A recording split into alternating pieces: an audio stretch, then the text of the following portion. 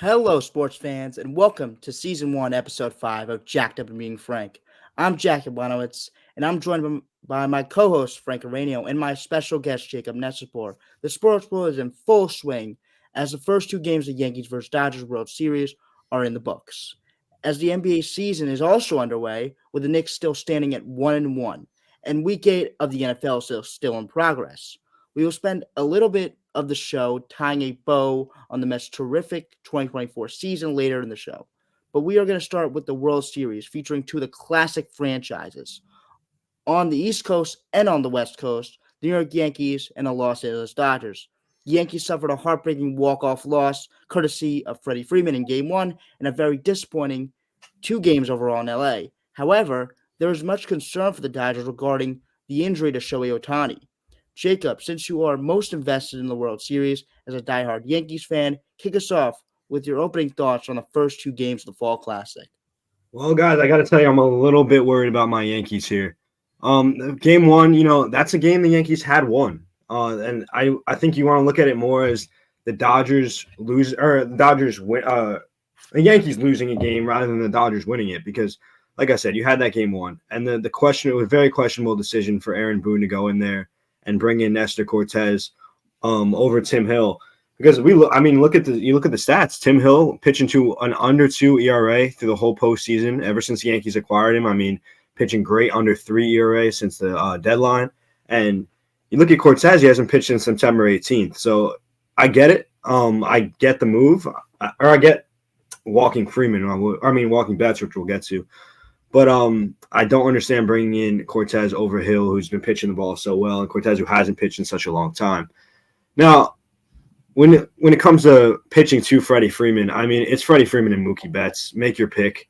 I understand pitching to the lefty when you have a lefty on the mound. It makes sense, and Freddie Freeman was injured too. He has the busted ankle, but I mean, you look at it, first pitch, Cortez just lofted that over the plate, and we know what happened. I mean, and the pitch to Ohtani too. He brought him in to pitch to Ohtani. I mean, it's not a good pitch. It's right down the middle. Ohtani just misses it. Verdugo makes a crazy play to get the out.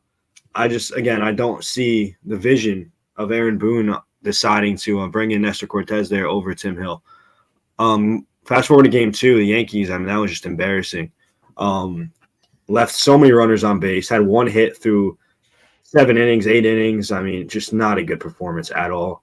And I think it revolves around guys like Aaron Judge. I mean, this is the worst stretch of Aaron Judge's career that I've ever seen. It's been bad in postseasons before, but this has obviously been the longest they've made it in the postseason in a long time. And this is it's not good. Aaron Judge looks way off. I mean, mechanics look off on the last strikeout last night. John Smoltz pointed it out on the Fox broadcast. I mean, he just looks very off. And yeah, 3 games in New York, but you have to win tomorrow night. And Clark Schmidt on the mound versus Walker Buehler, who I know he's been injured, but Buehler's been one of the best pitchers in the postseason in the past. So it's win or go home really tomorrow night for the Yankees, I think, if you don't come back down from 3-0 against a Dodgers team like that.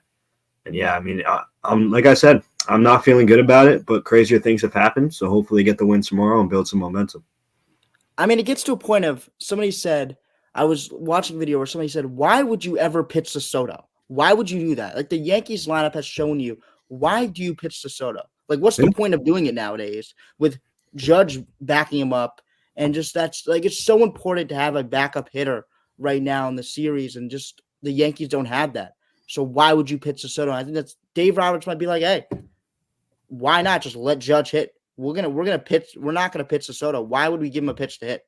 He's made that decision a couple times too, where we've seen Juan Soto intentionally walk to pitch to Aaron Judge, and it sounds crazy. I mean, if you thought of that sentence back in June, July, I mean, that's insane to walk Juan Soto to get to Aaron Judge, but it works. I mean, it's working right now because Aaron Judge just, again, he's way off. I mean, this is just the worst stretch of his career.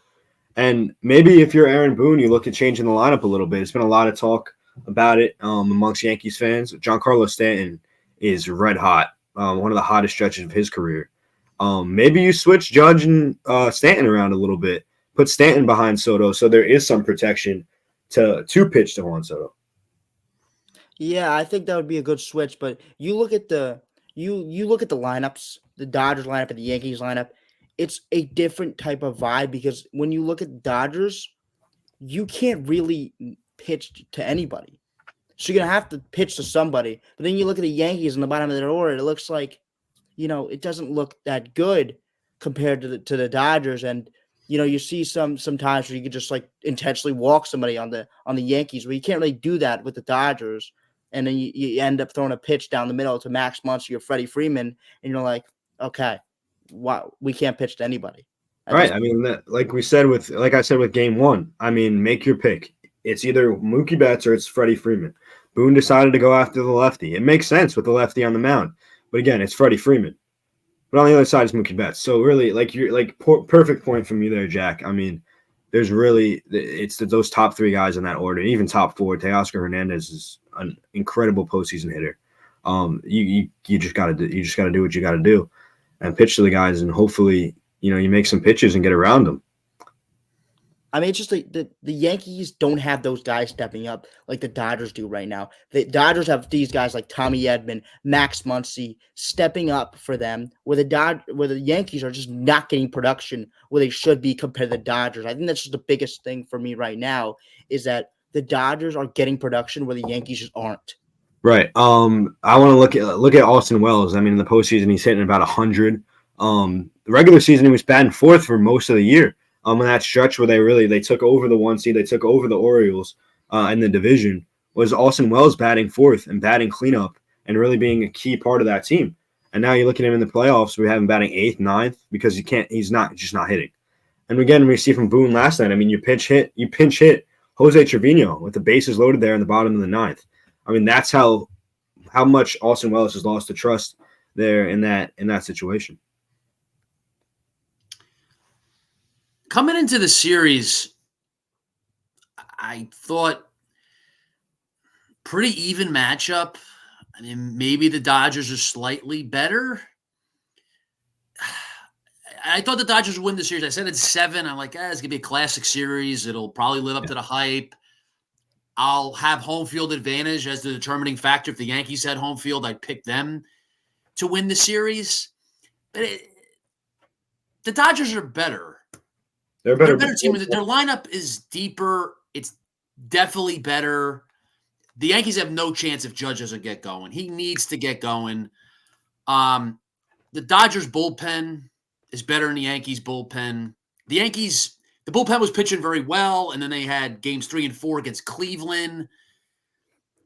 Their bullpen had issues during the regular season, so it's like they don't have this very good lockdown bullpen. It was pitching really well, but it was against Kansas City, and then it was early on the Cleveland series. Now, this is the Dodgers, and you could get into Aaron Boone's decision. He should have had Tim Hill in there, but, let's be honest, you say Tim Hill pitched well, but who's Tim Hill? Right. So it's like from the White Sox. Yankees bullpen really isn't that good. It's not a bad bullpen. It's you want to call it pretty good, but it's it's up and down. So it got exposed there, and it was down. They had 1 out to go, but they lose the game because of it. And then the starting pitching, the Yankees starting pitching is better because they have Cole, but it's not that big a gap. So I'm just calculating with the teams. The Dodgers are the better team. But even having said that, if the Yankees could have gotten 1 more out, it's a 1-1 series. Or you don't know. I mean, with the Dodgers down 1-0 versus up 1-0, what happens last night? But let's just say it would have been 1-1.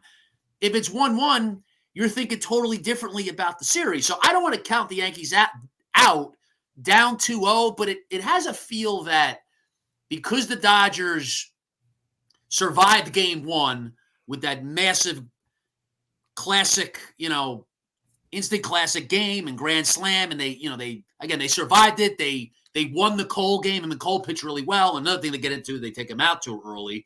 But the Dodgers were able to survive that game and win that game. And now since they did that, the Yankees crept back in it last night. It came down to bases loaded, 2 outs. So it wasn't like it was a blowout. But the Dodgers were in control of most of that game. So it kind of feels like because the Dodgers won game 1, that there's that door open now for them to roll in this series. I'm not saying sweep, but the Yankees, really squandered the opportunity in game 1 to take the upper hand. I mean, there's a stat they talk about it every year with the World Series. I think it's 70 or 80% of the team that wins game one and goes on to win the series. I mean, setting the momentum in game one, especially with a win like that over the Dodgers, a low scoring game, it would be huge. And look, you blew it. And Freddie Freeman hits the grand slam, which is a huge moment. It really keeps the Dodgers going. And like I said, I've said it multiple times already, but it's not looking good for the Yankees, and you have to win tomorrow night. It's that simple. Yeah, they definitely have to win tomorrow night. And again, I mean, it's not over. I mean, it's No. not over. They're going to Yankee Stadium. That place will be jumping, even down 0-2, first World Series game in 15 years. I think in 2001, they were down 0-2. They won the 3 games at home, and they lost the World Series, gave it up in the bottom of the 9th.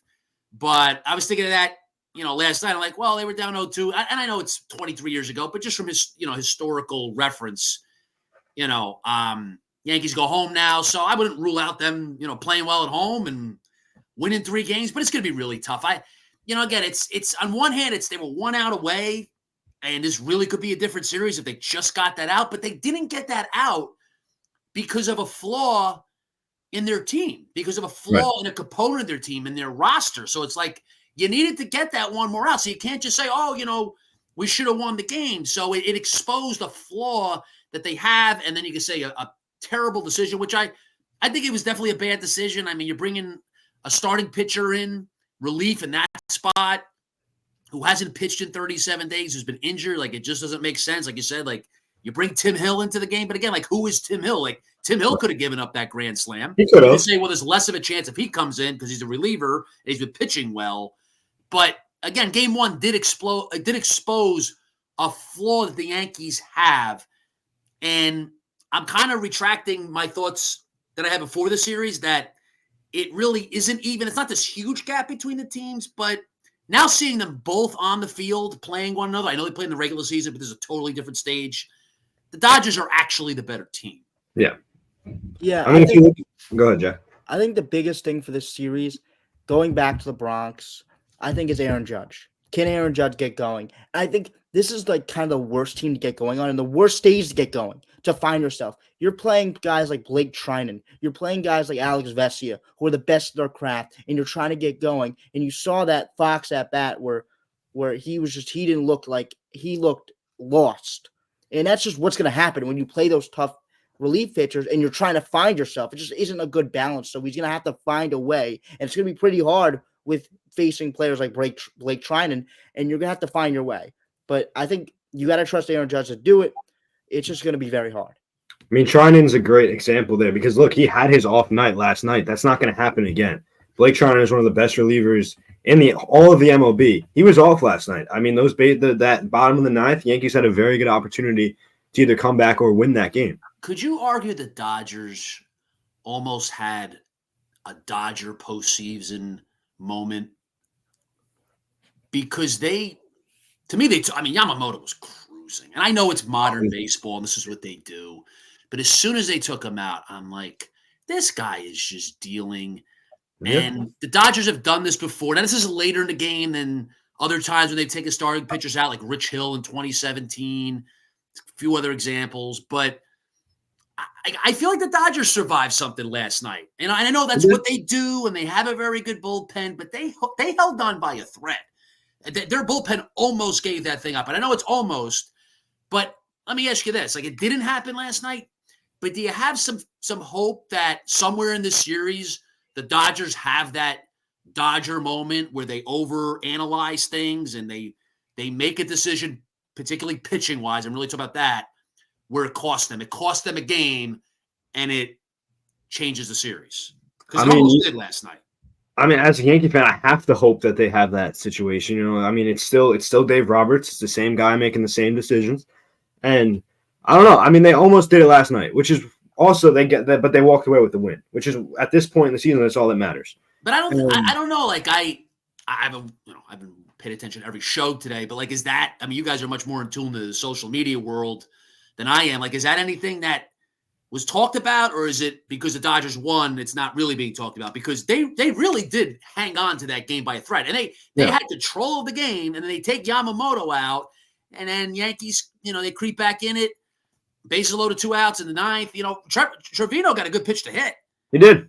He flies out to left center field. But man, it's like I still think that there's a possibility that happens because the Dodgers will not change what they do, and they'll say, "Well, this is what works for us. This is what got us here." But they have had those moments multiple times in this long run they've had now of being, really talented, great regular seasons, but postseason they overanalyze things. They go way too much with their analytics, and it costs them with their pitching decisions. So I still hold out that could happen where it actually does cost them and it does turn the series. But other than that, I think they win the series because I just think they're better. I think they're the better team. And being up 2-0, if you're the better team, they got to win one in New York and then go home and win one. So they're in a really good spot. But I still feel the Dodgers could be the Dodgers and do something that turns the series and kicks it to the Yankees. Yeah, I mean, even with the unlikely, but it's possible. Even with the Ohtani injury, I mean, he's hurt. Let's be honest. They're saying today, "Oh, he's fine. He's going to play," but he's hurt, right? I mean, he walked off with he was barely putting any weight on that shoulder.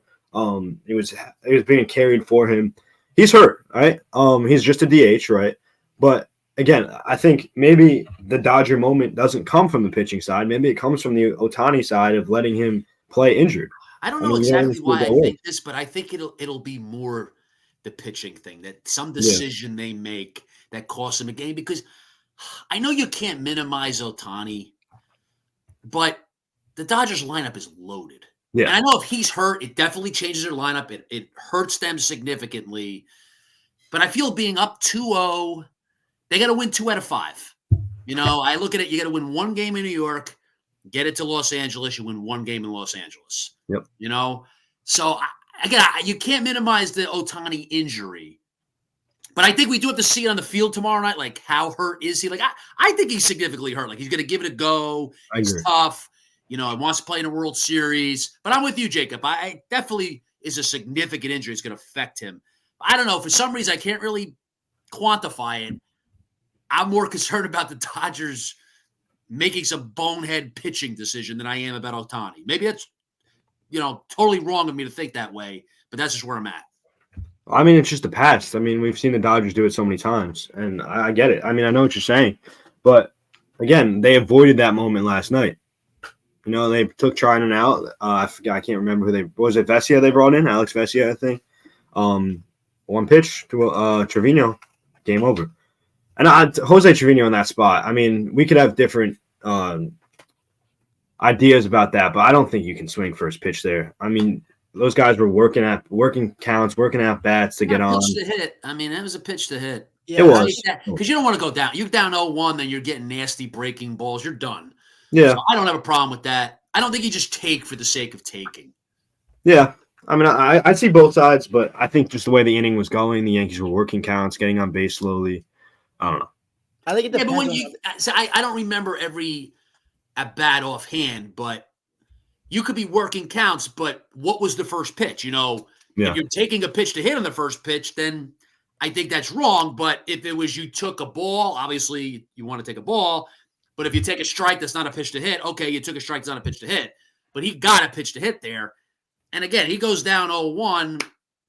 He's basically done. I mean, that's not going to be favorable for Trevino, or really anybody, but particularly a guy coming off the bench who's light hitting. Right. He's not a great hitter. He hasn't gotten many at bats all postseason. I think he started 1 or maybe 2 games.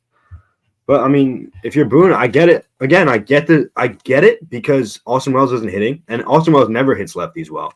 And he's really not hitting at all now. So I get the move. Maybe you go with a different guy. I'm not sure. They might have ran Oswaldo Cabrera for somebody else on the bases, maybe Rizzo, so he might not have been an option. But again, you have Trent Grisham hasn't had an at bat, but he's a good lefty hitter despite being a lefty at the plate. So again, I understand what you're saying. I understand the moves in games, end of game 1 and end of game 2, but you could definitely make other decisions there. It's just they know the analytics, they have their analytics, and that's what they do.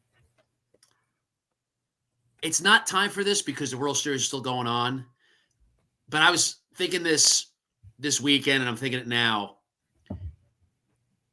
Brian Cashman, and this is really an off-season discussion, but I look at this series, I'm like, obviously the Yankees are a good team. They have superstars. They're in the World Series. But they're going up against the Dodgers, who go all in all the time. They have a loaded roster. And again, going to the series, I was like, well, these teams are kind of, pretty even. Maybe the Dodgers are a little bit better. But the Dodgers are loaded, and they go all in. Right. Where the Yankees still have not gone all in. And you look at the flaws in their roster, and I think to myself, when the Yankees were all in, when George Steinbrenner was their owner, I know it's way back now, you wouldn't have those flaws because they're going all in and they're putting together this dynamite roster. Like the Yankees do not have a dynamite roster. They have clear flaws. They have superstars, but they have clear flaws. So if they lose this World Series, if I'm a Yankees fan, I'm like, this isn't cutting it. Like, you got to, this offseason going forward, which I don't think they're going to do because Hal Steinbrenner, he's not his father. But, like, the Yankees should be like the Dodgers. They should be going all in and having a loaded roster. You can't come out of this series if you will lose the World Series. You can't come out of it content with the fact that you made a World Series for the first time since 2009.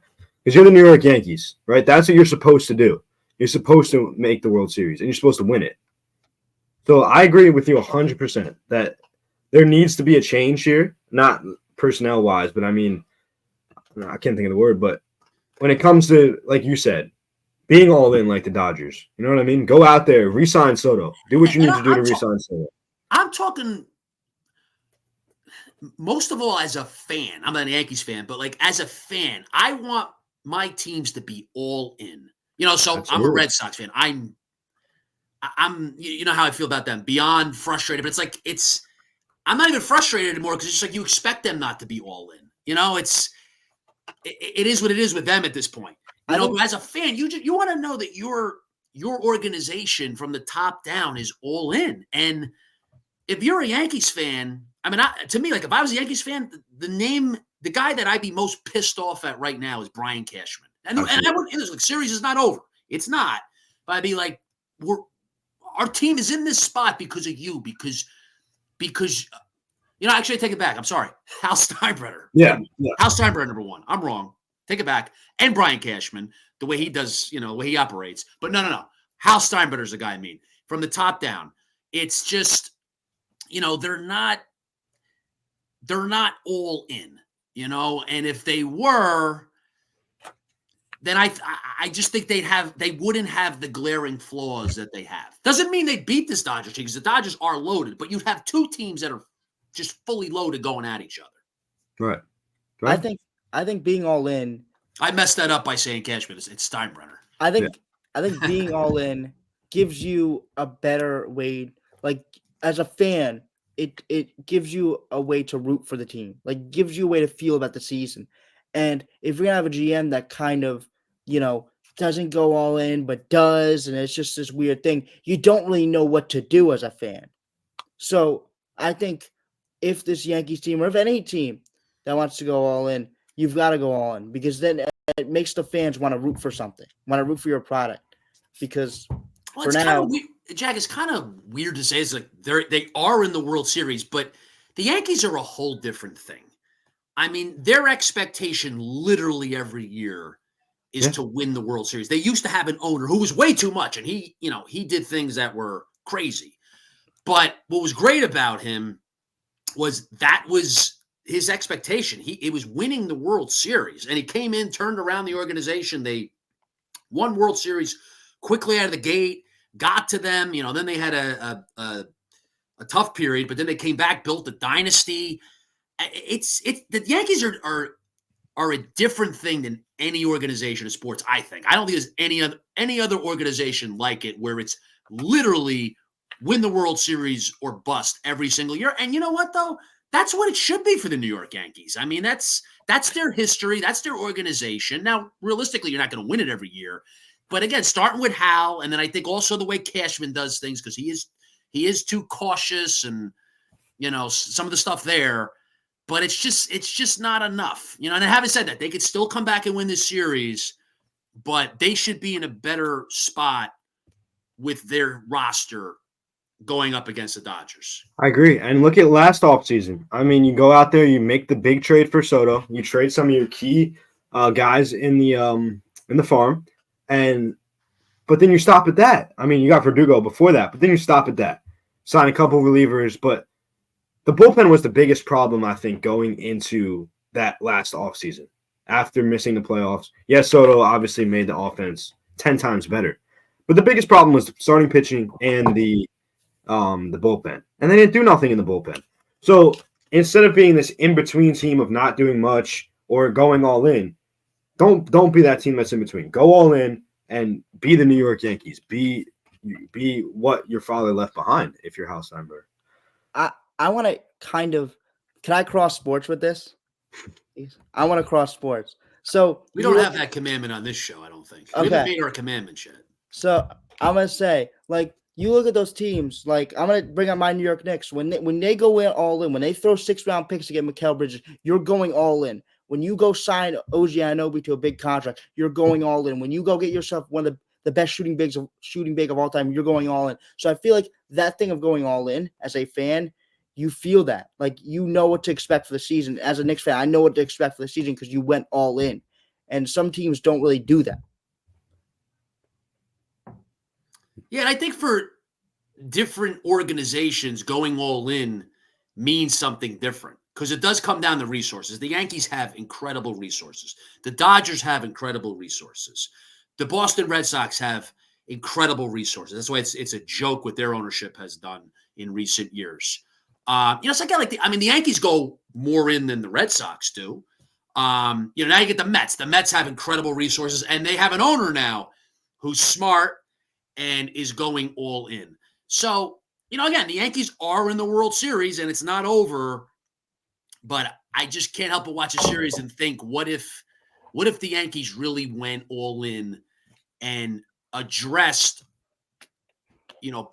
addressed the flaws that they have. You can't address every single thing. You're going to have some flaw here or there, but they have glaring flaws. And I think when it comes to the Yankees, that should not be the case. I mean, they should have a loaded roster every year. And if I was a Yankees fan, that's how I'd view it. I mean, I know most Yankees fans do view it that way, and I think rightly so, because I think that's what the New York Yankees should be all about.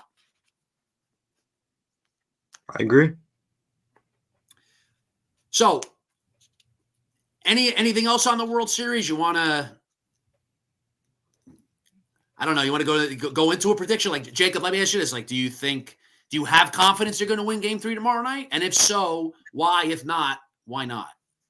I don't know where to go with this game because the pitching matchup, obviously, it all starts with there and Clark Schmidt and Walker Buehler. I mean, Walker Buehler has been one of the best pitchers in baseball in the past, and then a couple injuries, and he's not really the same guy. But Clark Schmidt, what are you going to get? You never really know what you're going to get. With the way the Yankees offense played last night, I mean, you don't want Clark Schmidt on the mound because Clark Schmidt's your guy that's going to go out there. He's going to give you 5, maybe 6 solid innings, but maybe 3 runs are given up there in between, but it's still a solid outing. I don't know. I don't feel great about having Schmidt on the mound, but I think Game 1 at Yankee Stadium, that place is going to be rocking. First time since 2009 that they've had a World Series game. I do think the Yankees are going to go in there and hopefully get the win. Obviously, Judge needs to get going, right? You need to see him have, even if it's not confidence level that he will get going. I think in front of the Yankee Stadium crowd, I think maybe just he's a little more relaxed out there and just to give a confidence level. If it was given on a scale of 1 to 10, be more relaxed than New York. Could it work the other way? It could really. I mean, we've never seen a stretch like this from Aaron Judge, even in post seasons. We've never seen a stretch like this. It definitely could.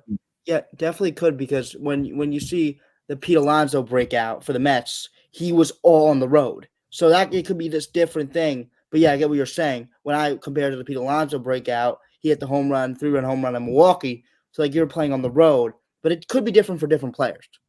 I mean, you look at Trey Turner a couple of years ago when he started with the Phillies, right? He started off terribly, and he was getting booed. But then Phillies fans came together and said, "All right, next time for his next at bat, we're gonna give him a standing ovation, and we're gonna tell him that we have his back." You know what I mean? hits a home I think run it's the there. best thing the Yankees fans could do tomorrow is Wait, yeah, and then Trey Turner hit a home run in that at bat, and it was hot ever since. Yankee fans are planning the same thing. I've seen it all over Twitter, all over Instagram. Yankee fans are planning to do the same thing with Aaron Judge tomorrow. Not booing him when he comes up there, giving him that standing ovation. I mean, this is our captain. This is the best player. This is the MVP of the AL, right? This is still that guy. He's just in one of those stretches, which every baseball player goes through. Ohtani's done it too.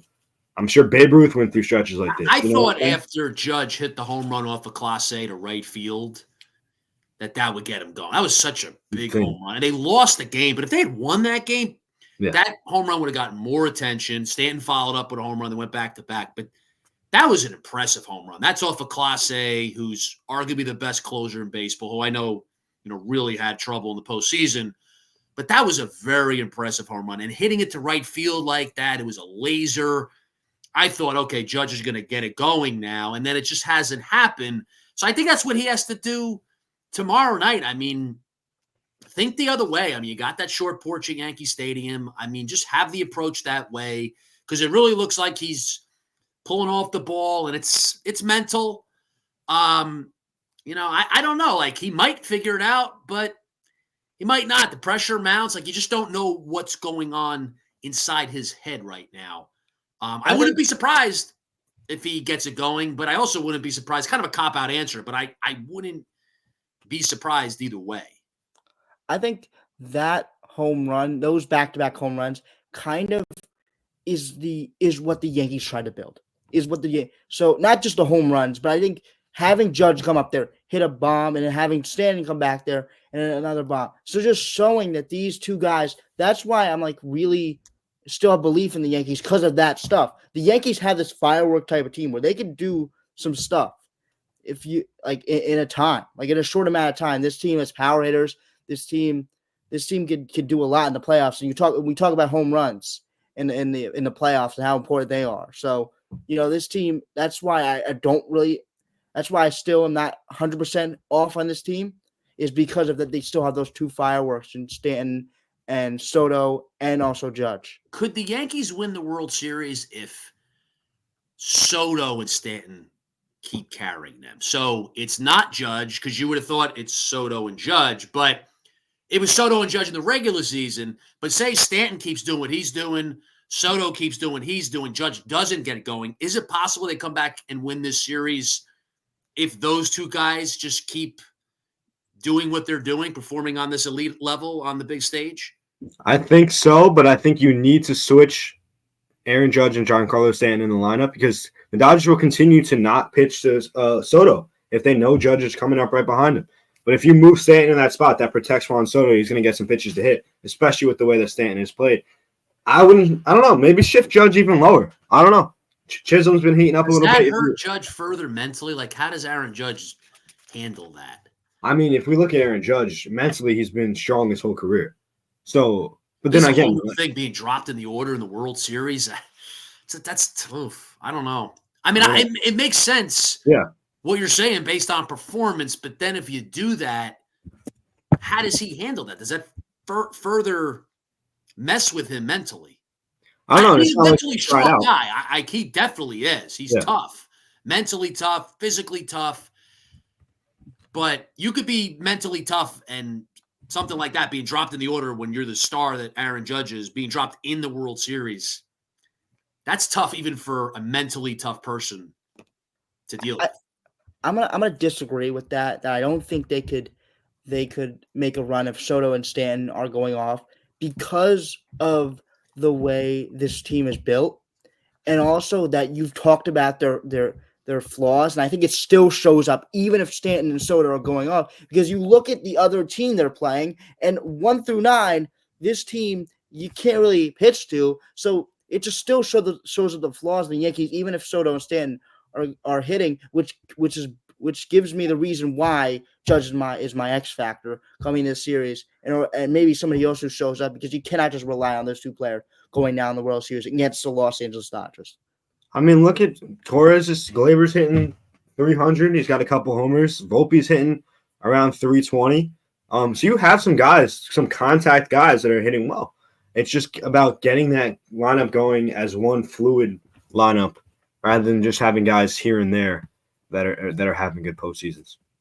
Real quick, and then we'll go to football. Winner of tomorrow night's game with Jacob. I think you already said you think the Yankees are going to win. Winner of tomorrow night's game, and then winner of the series in how many games? And is that different than what you picked before the series? Jack, I'll let you start. I think this game, the next game that the Yankees are going to play, I think they win that. They win that game 8-6. So there's a very high scoring game. That's the way the Yankees will have to win against this high powering Los Angeles Dodgers team. And they also are high powered too. Let's not forget the Yankees are a very high powered baseball team as well. So I think you put those two together and you put a clash on that. I think it's 8-6. And I do think at the end of the day, it's Dodgers in 6. I mean, you look down the order. It's just this team really looks invincible right now. That like 1 through 9, you can't really pitch to them. As I keep saying it over and over again. And also the bullpen has just been great. And the starting pitching keeps doing what the starting pitching is doing right now, which is just giving them very, very solid outings. You're going to be in for a 6-game series. Jacob? I said it before, I think the Yankees win tomorrow night. I agree with Jack, maybe a higher scoring one. So I'll say around the same score, maybe 7-5, somewhere around there. Obviously the fan in me is saying Yankees in 7. But if I'm looking at how the series has gone and how I really think it's going to go, I'm going to go with Dodgers in 6. And I said at the beginning of the series with the Yankees in 6, well, it's just down 2-0 to a team like that. It's just not going to be easy. I'll say you get 2 in New York. I never really had a prediction on a series, but I always thought it was going to be like – I always thought that the way Dodgers played compared to the Yankees and the way their flaws were still there in those first 2 series, I always felt like as good as the Yankees are, I'm not taking them anything off of them. I thought it was going to be a 5 or 6 game series, but I do think the Yankees are good enough to take at least 1 or 2 games as other teams did to the Dodgers, where they had those games where you're just hitting very well, and the Yankees can hit very well, so they can take 2 games where they're just hitting as a team. But I think the Dodgers are the better baseball team. I think that's what it comes down to, hitting wise and bullpen wise. Yankees win tomorrow night. I guess higher scoring, 7-5, something like that. I said Dodgers in 7 before the series. I said that early in the show. I like sticking with my picks if they're still possible. I'll say the Yankees win 2 in New York. I'll stick with 7 because I think the Dodgers will do their Dodger thing in one of these games. So add that in as a win for the Yankees. It'll go back to LA 3-2. The Yankees will show fight, pull out a game 6. I don't know. I guess I'm just trying to stick with my original prediction. Yeah, I think the Dodgers are going to win the series. I mean, they're in really good shape being up 2-0. But I'll give the Yankees their due, and I'll say they'll fight. They'll win 2 in New York. Maybe scratch out a game 6, 4-7. But I think ultimately the Yankees' flaws will be exposed, and I think the Dodgers are the better team. They have home field, so Dodgers in 7. So let's shift gears to football. We were going to talk about the Jets, but I'm just going to put it very simply. The Jets stink. So season's over. We've talked, of course it is. We've talked a lot of World Series, which was definitely appropriate. So let's just skip the Jets. They're terrible. Forget them. Jack and I will come back to them maybe next week and going forward. So since we have Jacob here and the Giants are playing the Steelers tomorrow night on Monday Night Football, all right, Jack, diehard Giants fan. Jacob, whatever's beyond diehard Steelers fan. So why don't you guys talk about Giants Steelers, talk about your 2 teams as they face off tomorrow night in Pittsburgh? I want you to start with your team because I have a very good feeling about what you're going to say about your team. I'm feeling good. I'm feeling very good about this this Pittsburgh Steelers team. I mean, Russell Wilson comes in last week. Questionable choice, right? I mean, you look at it, Justin Fields had you at 4-2 and 10 touchdowns to 1 interception. I mean, very, very good performance in the season from Justin Fields. But I get it because you're bringing in a veteran presence. The offense didn't look perfect. And You bring in Russell Wilson against the Jets on Sunday Night Football, and the Steelers have their best offensive game of the season. So I'm feeling high about this team. 5-2. Ravens lost today against the Browns. Huge for the Steelers. I mean, this is a game that could put you in first place. So I'm very excited about this game tomorrow. Obviously, the Giants are a team struggled a little bit, especially the last couple of weeks, but they've been a little pesky too. In some games where they've stuck around. So I don't think it'll be a blowout like last week or the week before. I think it'll be a close one. I'd say give me Steelers 21-17. Yeah, I mean, this is a Giants team that at some points where I'm like, this team's actually good. They're just a quarterback away. But other times, it's like this team has more flaws than I really think. But at the end of the day, this defensive front is one of the best in football. At the end of the day, that is just what it is. That's just what it is.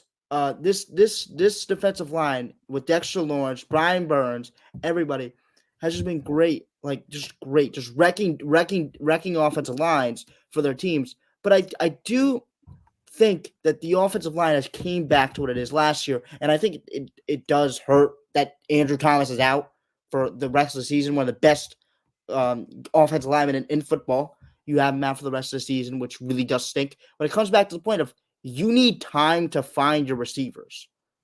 Daniel Jones needs time to find his receivers. And if he doesn't have time, then you're not getting those guys like Malik Neighbors the ball. And you saw him in the first few weeks. Amazing. Malik Neighbors, one of the best. It felt like he was one of the best rookie wide receivers I've seen. So you look at that and you're like, okay, this guy could have a very good season.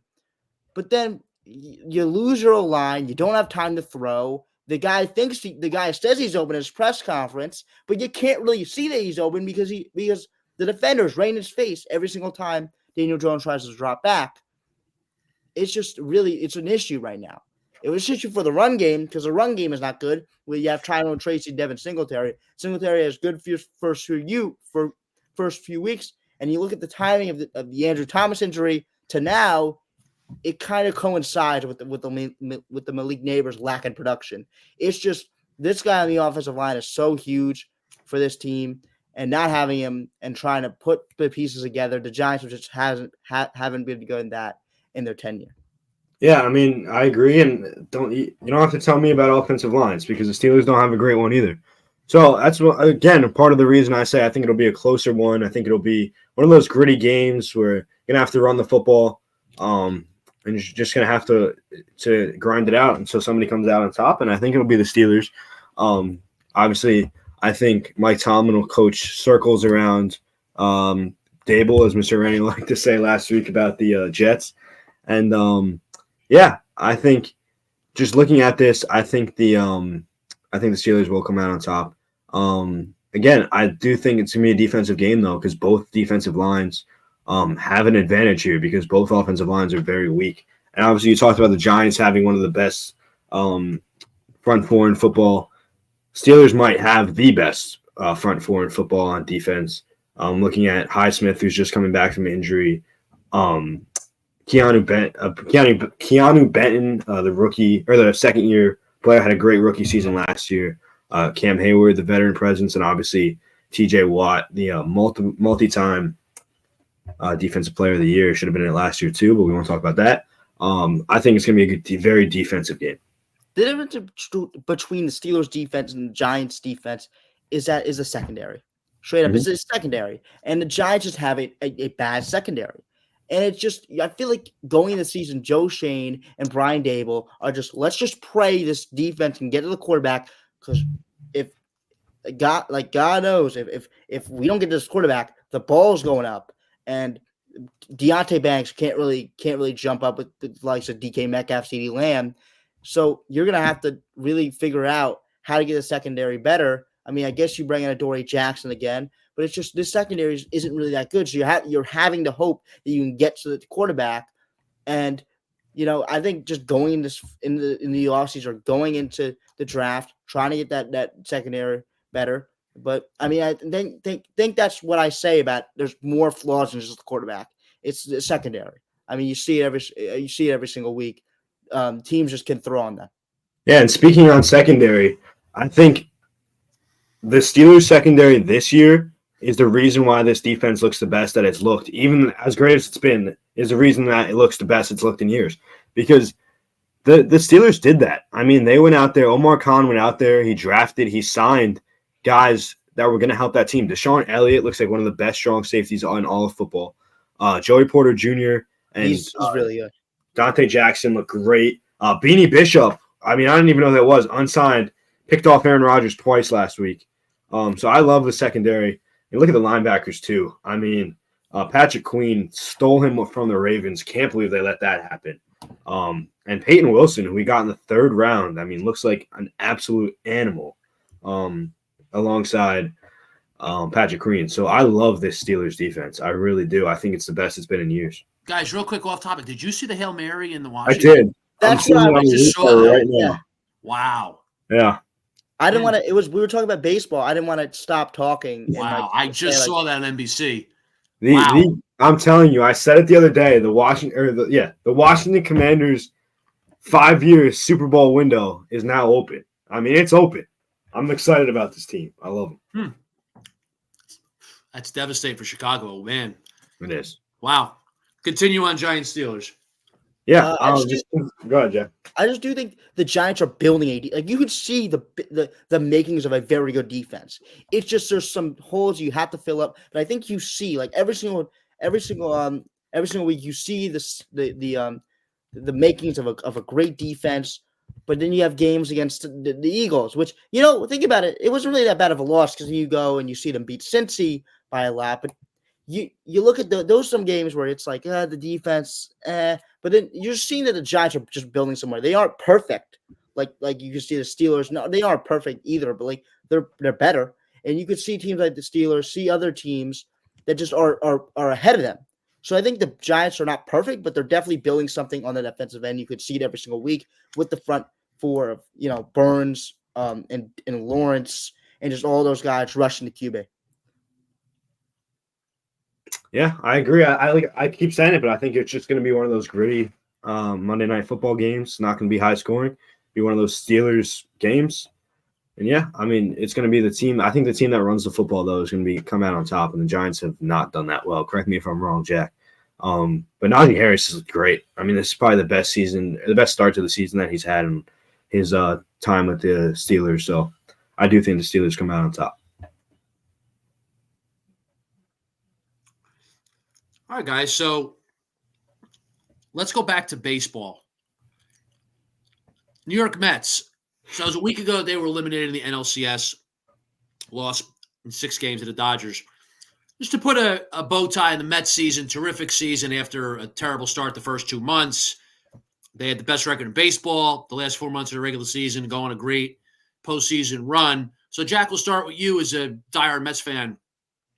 Just a little bit of recap on the season, the playoffs, and then a little bit of a look forward to the offseason and what you're expecting from the Mets as they prepare for the 2025 season.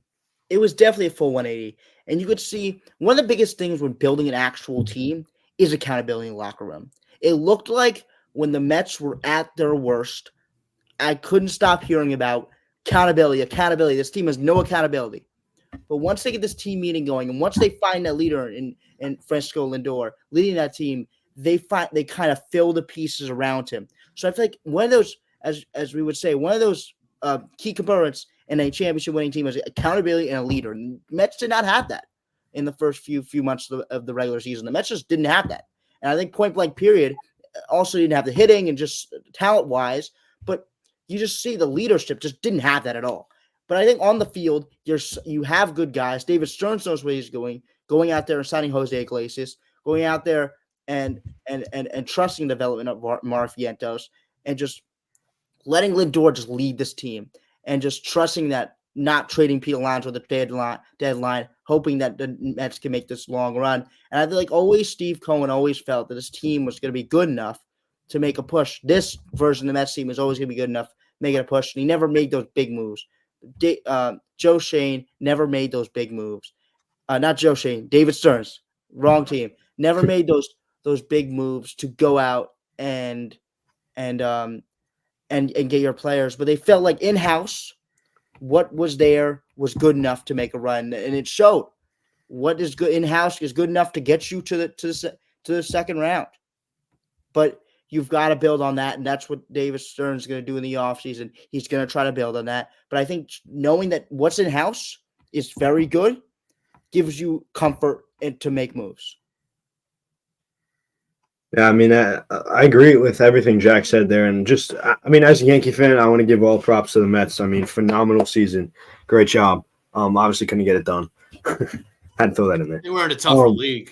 They were. With the Yankees were in the National League. Yeah, you're right. So I'm not doing a throw dig at the Yankees, but the National League was a lot better this year in the American League. Yeah, no, 100%. But yeah, I like I said, I agree with what Jack said. And the Mets, I mean, started off 0-5 in those first 5 games of the season, and Gary Cohen said on the SNY broadcast, feels like rock bottom. And then no one was there. It was empty. There. It was completely empty. It was insane. Never thought I'd see that. But yeah, I mean, it was cool to see. It was cool. My dad's a big Mets fan, so it was cool to watch him be able to experience that for the first time since 2015, I guess, because 22, they lost in the first round. So yeah, I mean, it's exciting to see them for the Mets, and I think it's a good thing for baseball for both New York teams to be good and be in that spot where they could. I think also all the big moments that happened for the Mets. I think all the big moments, the Alonso 3-run bomb, and also even before that, the Francisco Lindor getting you in the playoffs with that 2-run shot, and also the Vientos, even though they lost 2-run bomb off of Matt Schramm, and then of course the 4-run hit, the grand slam against the Phillies, and the grand slam by Vientos against the Dodgers. So there's a lot of big moments that are very good for the MLB, and the Mets really fed off of those big time moments. They always stepped to the plate when it mattered. Until they couldn't, they always stepped to the plate till it matters, and they fought to the end. So I think that's the biggest thing. The Mets just kept fighting. And you're gonna have to beat us talent-wise to beat us. You're not gonna beat us by effort because we're gonna have that effort. So it was just the Dodgers just were more talented. Now you see, if you're the Mets, I mean, you can compete at the highest level in the NL, but you're not there yet. You're not there as the same level as the Dodgers. You need to go out there and make some big moves here. I think starting pitching, Jack. You're the bigger Mets fan, obviously, or you are the Mets fan. So if you don't agree, let me know. But I think you need to go out starting pitching, and then maybe, I mean, what do you think about Pete Alonso? Do you bring him back? Do you let him walk? What do you think? I think you talk. You definitely got to give it a shot to realize that maybe you could bring him back. You got to give it a shot. Don't just dump him. And also just don't be like, okay, let's 100% get him back. I think there's got to be a middle road of being like, let's talk to the agent. Let's talk to Alonso. Let's see if we can feel the same way. Let's see if we can get a contract going. But I think you've seen Mets players in that system. Mark Vientos come up from that system. Just showing over and over again how the Mets can develop guys. So I feel like, and the Mets can also go out and get a guy. So I feel like the Mets just, guy playing in the Bronx right now. Okay. I was not trying to say that because they have a World Series. He's 100% right. I mean, I was going to say it. As a Yankee fan, it pains me to say it, or it pains me to even talk about this. But as a baseball, whatever you want to call it, that we're talking baseball right now, the Mets need to go out and get Juan Soto. I honestly, as a Mets fan, I honestly feel like he's off the free agent board after that home run against the Guardians. I'm like, they're going to pay him whatever he wants, but maybe the Mets try to give him a blank check. But I don't see the Yankees not keeping him. That's just my opinion right now in the situation. We'll get more when the Yankees are out of the World Series, but for now, I feel like there is no way the Yankees lose this. I don't think it's about the Yankees keeping him. I think it's about the Mets doing whatever the heck they need to do to get him. Because look at this team. I mean, the Mets, we know, will go out there and they'll continue to bid higher than the Yankees until they get what they want. And look, Al Steinbrenner, we talked about it before, has not been the guy to throw out money. Threw it out to Aaron Judge. That was about it. I mean, Cole a couple of years ago, maybe you could say Rodon, he's getting about $27 million. But look, I mean, Yankees have a lot of big contracts on the books, not a lot coming off this year. The Mets, I don't think it'll be about the Yankees not getting it.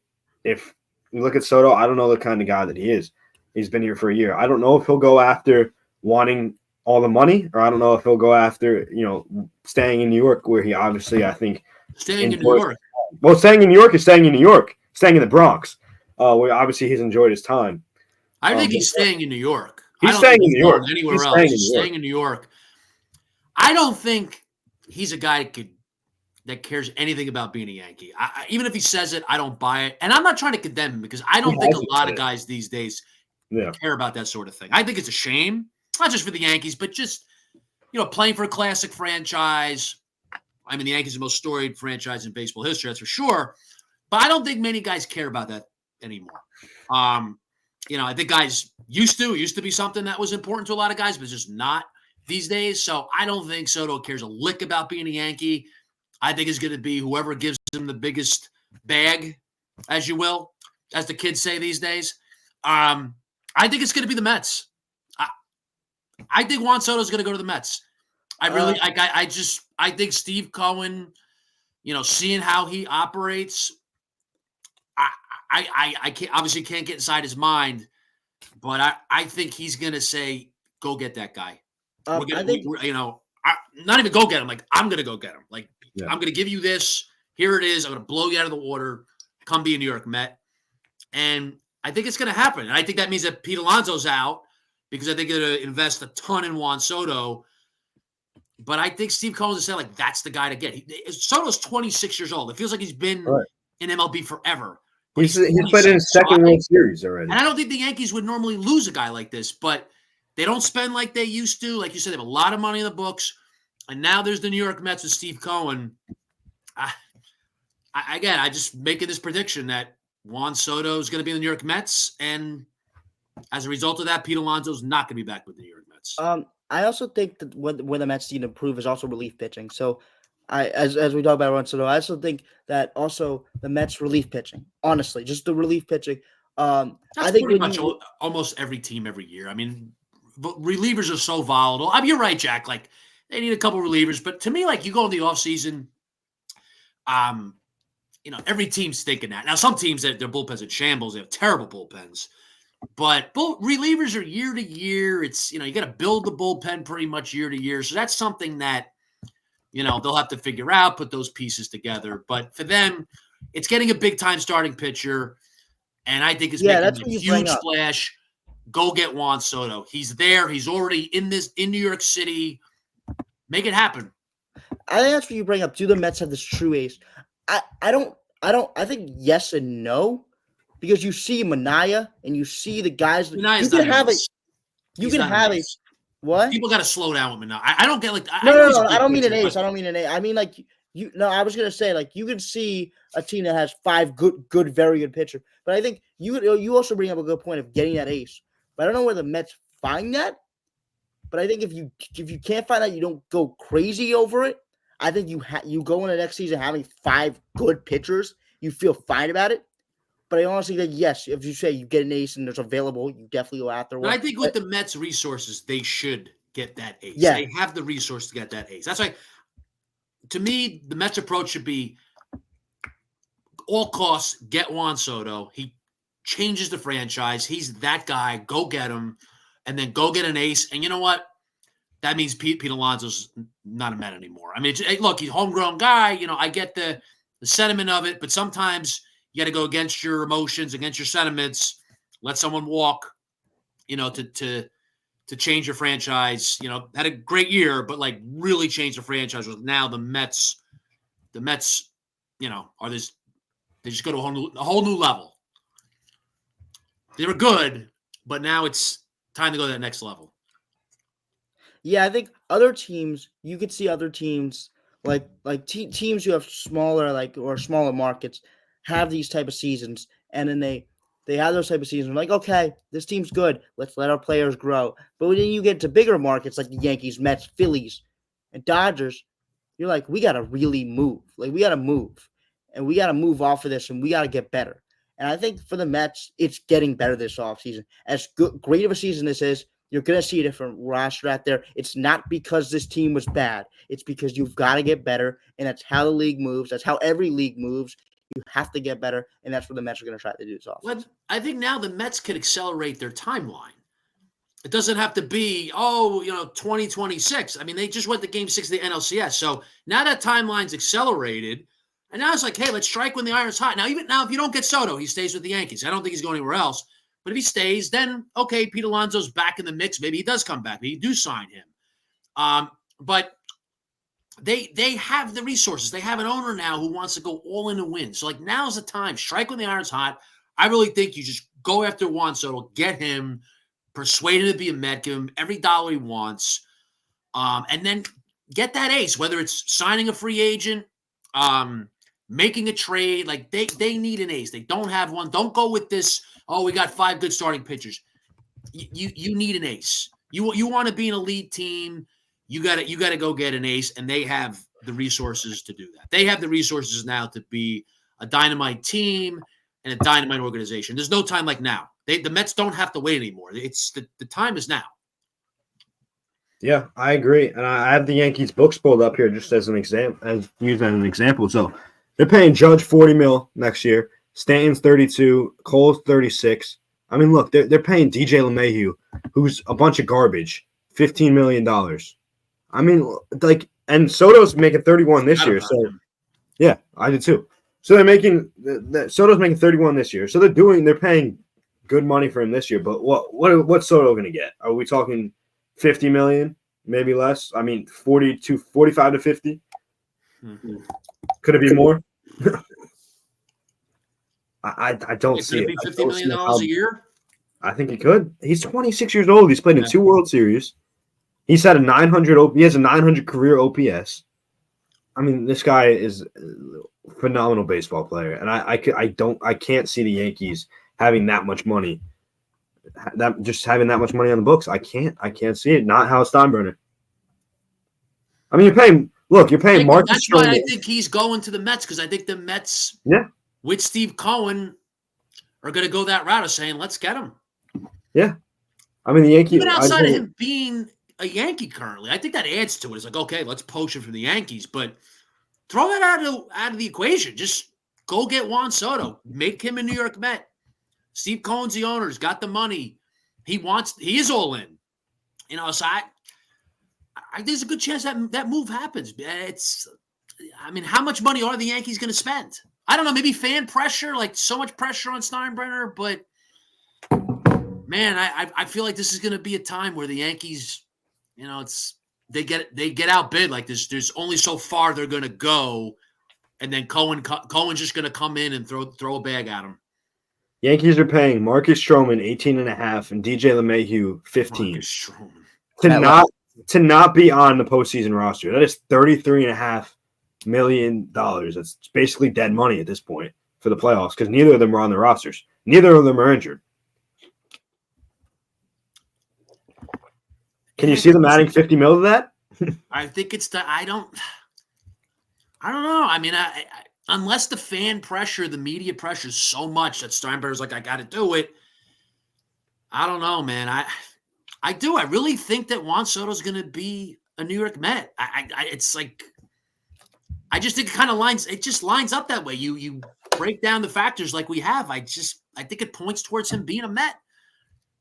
And again, I do think that means Alonso's gone, but if I'm a Met fan, it's like, all right, like, I know. First of all, like, let's take a step back. Where Mets fans were at with Pete Alonso, like they were ready for him to go. Bad mouthing the guy like crazy. I know it's not all fans, but they were ready to push him out the door. Then he hits that home run, has postseason success. They love him again. He's the polar bear. Let's bring him back. So let's think about it rationally. Take the emotion out of it either way. Let's say maybe he's back. If they don't get Soto, then it's a better chance he's back. But if you really want to go to that next level, be elite, and try to be elite for the long term, you go get Juan Soto. I mean, you just make that happen. You can make it happen, so make it happen. I think obviously this is big because they lost out on all those bidding last year. It's going to give Steve Cohen more incentive to go out and get Juan Soto. I mean, you lose out the Yamamoto bid, you lose on the Shohei bid, so this really gives him so much motivation to go out. Now we see somebody else like a Shohei, like a Yamamoto, this big coveted guy in free agency. Let's go give him the money because we couldn't do it last year. Let's learn from our mistakes. And that type of thing can give him a lot of motivation. All right. I just have a question for Jack. Starting pitching wise, where do you see the Mets going? I know we kind of talked about it. They should get an ace, but who?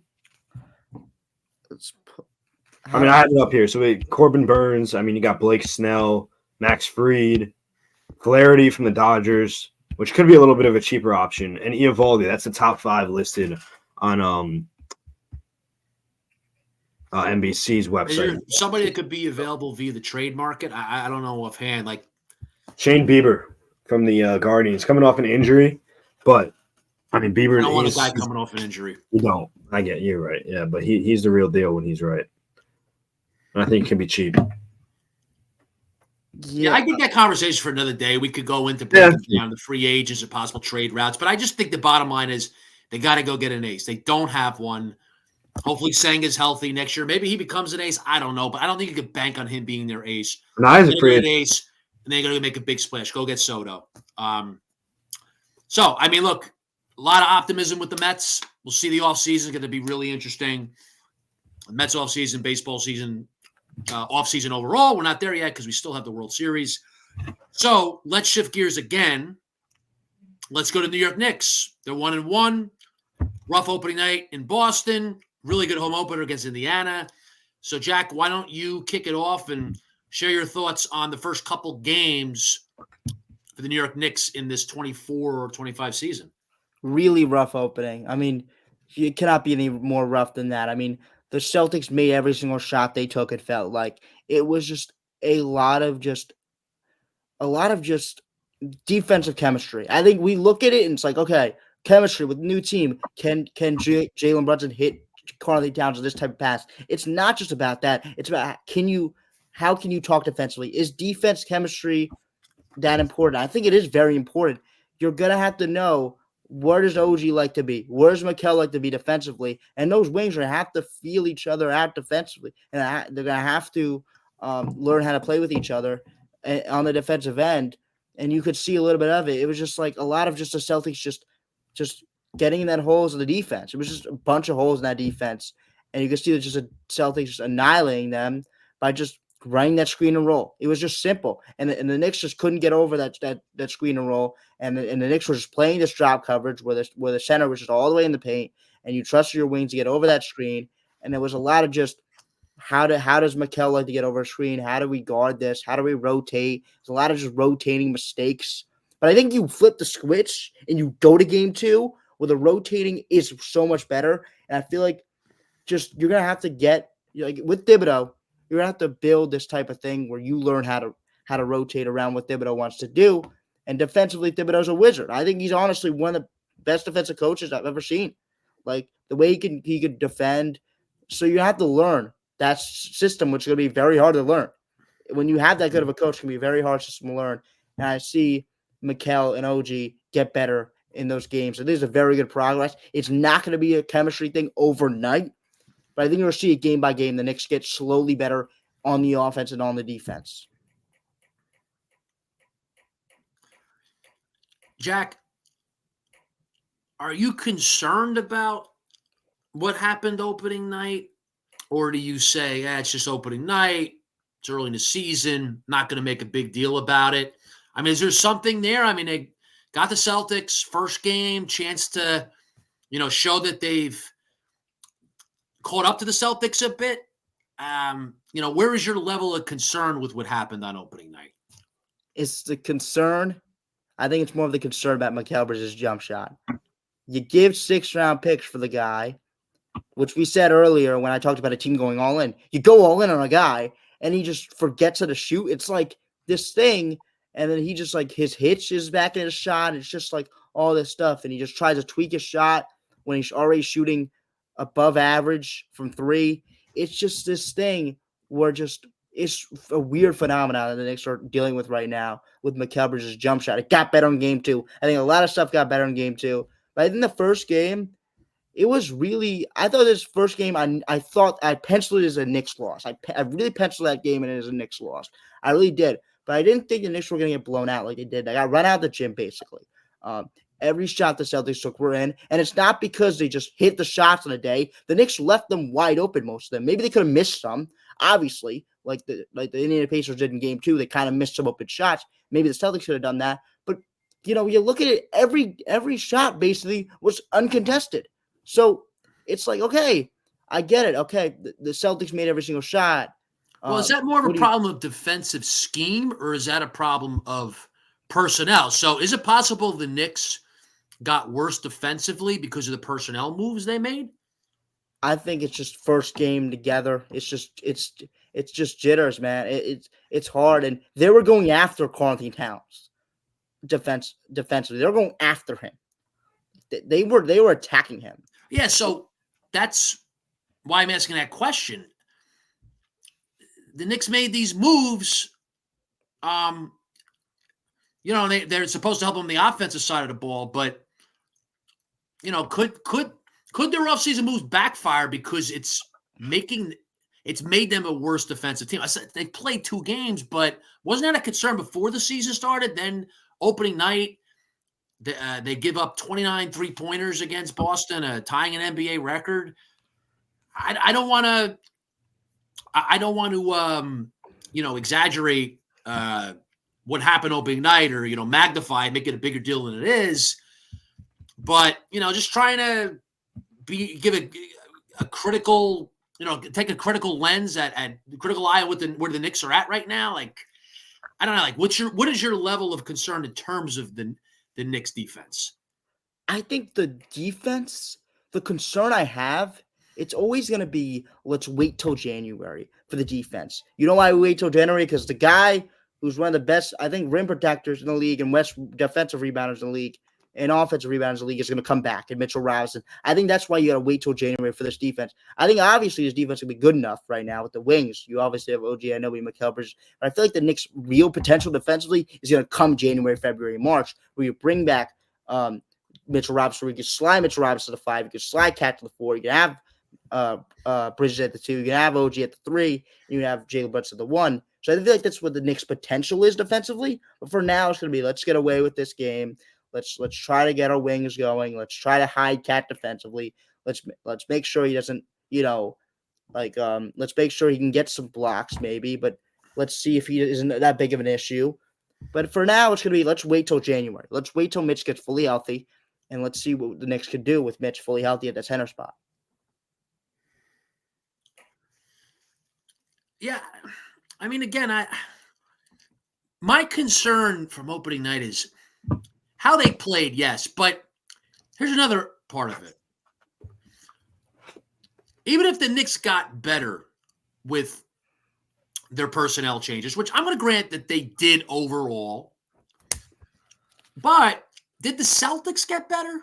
Because a team wins a championship, but that doesn't mean that they've plateaued. You win a championship, and then that team should look to get better because then other teams are trying to chase them. So is there any concern that even if the Knicks have gotten better here as a whole, that the Celtics have gotten better too? I don't think the Celtics got better personnel-wise. But I think they do have some young players like Jaylen Brown, Jason Tatum. They're still pretty young where they can take like more steps in just their game a little bit. Where they're getting better. So the personnel they already have is getting better. So the Knicks may have gotten better here, but they're chasing the Celtics. So that's the thing with the Knicks now. I think the expectations, as we talked about on prior episodes, and you've talked about on your show, The Nick of Time, the expectations are really high now. It's not necessarily win the NBA championship, but it's go deep in the playoffs and give the Boston Celtics a heck of a run going deep in a series against them. So, again, Jack, like we only have 2 games of a sample size. Opening night at the Garden against Indiana, it's a totally different story. They really took it to Indiana. Indiana is one of the better teams in the East. So that was a really good night for the Knicks. But I really think there's so much of it is about where the Knicks stack up against the Celtics. And yes, it is opening night, but just to come out that way opening night and get blown out and give up a record-tying amount of threes, something just doesn't sit right with me. I don't want to cause alarm or, but I'm kind of hung up on that. Like, how do you come out like that on opening night and play so poorly against that team? Yeah, it stinks. It obviously stinks. I mean, you're going and you're losing by that much, but you got to think about the big picture of this Knicks team is going to come March and April. this team is going to stay above float. They're going to get the 2-3 seed. They're going to be in March and April, and that's where the big thing happens. But I think, yes, it does stink. Losing by 30 against the Celtics stinks because you're trying to chase them. Obviously, that's the big thing here. But I think this team is going to get better. This Knicks team is going to get better. Adding Achua back, getting Achua back from injury, getting Mitch back from injury. I think this team's going to get better. And maybe do some stuff at the trade deadline. Who knows? With Leon Rose, who really knows what the heck he's thinking. So yeah, I mean, this team could get better. I think it's just going to be about March and April. Can this team get healthy then? And can this team make a run? I think it does stink losing game 1 by that much, but you can see the Knicks team and how they're getting better in game 2. I mean, this team is going to get a gauntlet in the first 10 games. I mean, you see them play the Cavs tomorrow, and they played the Indiana Pacers, who, let's remember, they were the number 1 offense in the league. I know we talked about the Celtics, but they were the number 1 offense in the league. They got up and down the court, and the Knicks just didn't look phased. They just ran him out the gym. That's what they did. They ran him out the gym, and it was great to see that this Knicks team give us a good breath of fresh air. That this Knicks team is really that good. Yeah, the Knicks really showed something opening night at the Garden, no question. I mean, they bounced back. I mean, defensively they were excellent. I mean, it was a totally different story. And I think the Knicks will be good. I think they'll have a very good season. I'm not talking about a cause for concern in terms of like it's going to be a disastrous season. No, it's just I think the expectations now have to be much higher. It can't just be, and I'm not saying anybody's saying this, but it can't just be saying, oh, yeah, the Knicks are good. It's great. They're back. It's been so long. Like, all right, no, like that they've already gotten to that point where they're good. They're for real. They're in the mix. But now it's going to that next level. And again, opening night, don't want to make too big a deal. But I think if that Celtics game happened, say, the 6th game of the season, I'd make less of a big deal about it than opening night, because I kind of view opening night as a big stage. There were 2 games that night. It's truly opening night of the NBA. There are 4 teams playing, 2 big games. Knicks Celtics, you had LeBron and Bronny against the Timberwolves later that night. So I view that that was a big stage that night. So to me, when you're on a big stage, it means more. It's kind of more like a playoff type of thing, even though it's not the playoffs. So I think that's what I'm hung up on. It just concerns me. A game like that, some people can say just dismiss it, whatever. But I think it does show something. Doesn't mean the Knicks, it's going to be a disaster. Not at all. They bounce back. That's just it's sticking with me. It's just like, man, they got a long way to go if they're going to compete with the Boston Celtics. Yeah, I'd agree with that. Fact that they have a long way to go with the Celtics, but I mean, correct me if I'm wrong. I'm not a big basketball guy, but the Cat trade happened a little late in the offseason, no, Jack? Yes.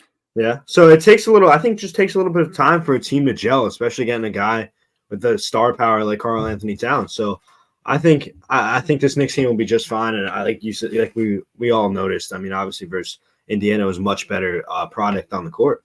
I think that this Knicks team is going to be very good. And I think it'll be just fine. And just like you said, there's going to be a lot of time. There's going to be a lot of work to get to where the Celtics are.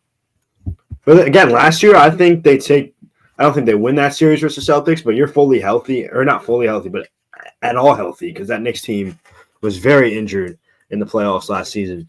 I think you take the Celtics. I think you have a good series with them, a much better series with them. Yeah, I do think that they can get close to competing with the Celtics at some point. Yeah, I think the biggest thing is just you have the team. There's no bigger piece to get. That's the thing. What is in house is what's going to win you a championship. That's what the Knicks are going to try to say. Not saying that's true or anything. I'm not going to say that. But the Knicks are trying to say what is in house is going to win us a championship. There's going to be no big moves. It's done. It's done. It's over. Because this team is what's going to win you a championship. So saying that I want to get close to Boston is really not the way I want to talk. Because if this team is what in house is what's going to win you a championship. Well, we'll see whether that's true or not as the season unfolds. It's going to be very interesting. Like I said, they got a tough schedule early on. They're 1-1. The Cavs are up next for the Knicks as they play at the Garden tomorrow night. So, guys, we've talked about a lot tonight. Again, this is really the best time of year for sports. Ton going on. Tonight you got Dallas and San Francisco playing a big game on Sunday Night Football. And then, as you know, Giants Steelers on Monday Night Football. Was that, Jacob? That's big for both teams, Dallas and San Fran. Yeah. So, closing thoughts. Anything you want to talk about to wrap up tonight's show? I mean, I'll say what I said multiple times when you're talking baseball. I mean, Yankees have to win tomorrow night. If you want that series to continue, or it's obviously still going to continue, but if you want it to go and you want to have a chance to win it, you got to win tomorrow night. Tomorrow is the biggest game the Yankees have had in a long time. They could pull off a 2004 Red Sox. I don't know about that. I really want to watch that Netflix documentary. You guys know about that? Yeah, I did see that. Yeah, I did see that. You mean you saw that? I saw that they're doing it. Yeah, I don't know if it's out yet. Is it out yet? It is. It is? Yeah, it came out a few days ago. Yeah, I want to watch I haven't seen it. I can't wait to see it. Yeah. Jack. My big takeaway is what you said. I mean, I think it's gonna be this next game is gonna be a big time game for Aaron Judge. Can't wait to see, because we know he's superstar. We understand that one of the faces of this league. I mean, you think about the MLB, you think about Shohei Ohtani, but you also think about Aaron Judge, what he's doing for the Yankees. So just having that, I think it's just big to see if he can respond. And those superstar players, they respond. So that's going to be big for the Yankees. Those superstar players, they respond. In every single sport, superstar players respond. The New York Jets got off the hook tonight. We talked about a lot. So we touched on them. Really, I just said they stink before. So I'm going to give a couple closing thoughts on them. That thing is such a dumpster fire and disgrace. It's despicable. That franchise is an absolute joke. I mean, today's game to lose to that Patriots team, which is awful. Not even with Drake May. May gets hurt. Yeah. What's that, Jacob? Drake May is not even in the game for most of it. They would have lost by double digits if May didn't get hurt. That's how pathetic this was. I mean, that's one of the worst losses you can imagine. I mean, this is not hyperbole. The Jets are such a disgrace. And today was whatever's beyond the disgrace. I mean, what a laughable joke they are. The Aaron Rodgers thing is done. Forget it. It's done. It's a disaster. It just failed miserably. My goodness. I mean, what a joke the New York Jets are. It's just so awful. They're just, they're freaking so pathetic. I'm like between being angry and laughing. Like, it's just they're abominable. What an embarrassment. It comes up to just like Aaron Rodgers just kind of being like a loser. Like, I think that's what that's what he's doing in his Jets. Well, he's a loser with the Jets. I mean, he's not a loser, yeah. But like, no, I mean, I think right now he's being like, he brings in his guys and it just like stinks still. It's like he gets handed the keys and he just brings in his guys, brings in Devontae Adams. He still can't succeed. And then you have this whole thing about, it's just all about him, but then it just doesn't succeed. It's just all about Aaron Rodgers. The team stinks. Look, I'm getting to a point where I cannot stand that guy. I mean, you sit there and you're given a very good roster in what the New York Jets put together. Let's be real. I mean, going into the season, Garrett Wilson, Mike Williams, Breece Hall. I mean, that's a good team. On paper, it's a good team. And then you have to go out there and say, oh, I want Allen Lazard. So they get Allen Lazard. Oh, I want Devontae Adams. You get Devontae Adams. Nothing changed. It's the same team. It's still terrible. It's rotten. There's so much. I mean, this is a lengthy show, so we're not going to get into it now. But once baseball ends and we're really going full swing with football, I know there's going to be some other stuff going on, but we're going to be so football heavy once the World Series ends. I really do want to break down the Jets. I mean, really dive into this organization and this team and this season and just what an absolute debacle it is. It's just so bad. And today, I don't think it's an exaggeration to say it was one of the darkest days in the history of the franchise. And it's a miserable franchise. But today was really, truly one of the darkest days in New York Jets history. Just abominable. So, Jack, you want to wrap up the show? You want to give us a little bit about the Nick of Time, your New York Knicks podcast, and then we'll sign off for tonight? Yeah, we're on the Nick of Time YouTube channel, which, this is going to go on this channel. but also I'm going to be giving, about 15 to 20 to even 30 minutes of Knicks content, and also other NBA news, other NBA stuff, because I watch a lot of NBA games through this type of football season. So I'm going to give you guys notes, and I'm gonna be speaking on the Knicks, and also I'm going to speak on stuff around the NBA, as I said.